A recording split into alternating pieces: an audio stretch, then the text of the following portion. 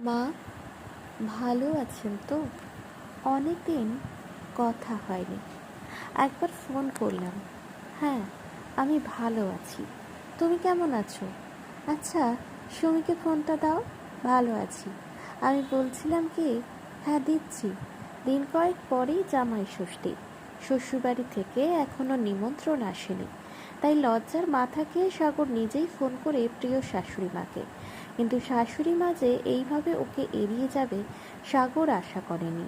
Sumi phone রাখতেই সাগর সুমিকে জিজ্ঞেস করে জামাই ষষ্ঠীর বিষয়ে। সুমি ছোট কথায় বলল, হবে তো জামাই ষষ্ঠী, এই বছর পুরো ধামাকা হবে।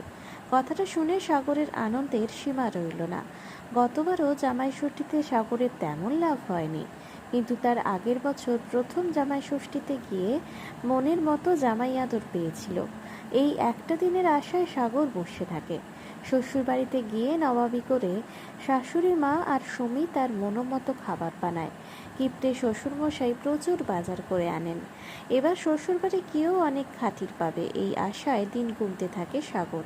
ষষ্ঠীর দিন সকালে ফুরফুরে মেজাজে সাগর শ্বশুরবাড়ি যাবার জন্য তৈরি হয়ে সুমির কাছে এলো। সুমি ধামাকাটা তখন ফাটালো, এই ষষ্ঠীতে মা আসবে আমাদের বাড়ি, ষষ্ঠী এখানেই পালন হবে। মানে, শাশুড়ি ষষ্ঠী? কথাটা বলেই দরম করে লাফিয়ে ওঠে সাগর, যেন হঠাৎ করে সামনে ভূত দিকে ফেলেছে। যে কোম্পানির প্রোডাক্টকে সামলাতে হিমশিম খাচ্ছে সেই কোম্পানির ব্র্যান্ড অ্যাম্বাসেডর বাড়িতে আসবে ভাবতেই সাগর চমকে উঠছে।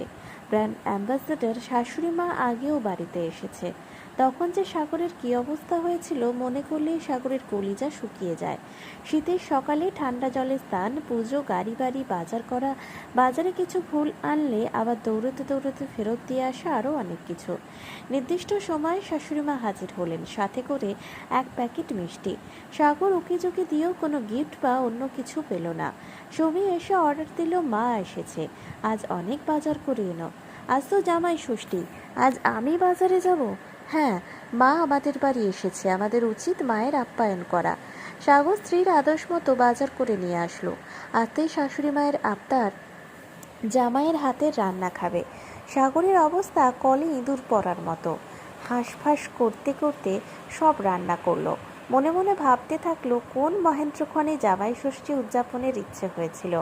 খাবার সময় সুমি খাবার সাজিয়ে সাগরকে ডাক দিল।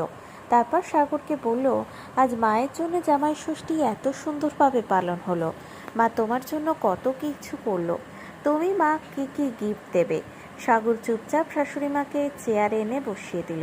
তারপর একটা হাত পাকা দিয়ে শাশুড়ি মাকে বাতাস করতে করতে বলল, আজ তো শাশুড়ি ষষ্ঠী, আর শাশুড়ি মায়ের সেবা করলাম। উইকেন্ডে শ্বশুরবাড়ি গিয়ে শাশুড়ি মায়ের হাতে রান্না খেয়ে জামাই ষষ্ঠী পালন করব। কলমে অনন্যা মণ্ডল, কণ্ঠে দেবশ্রী রায়।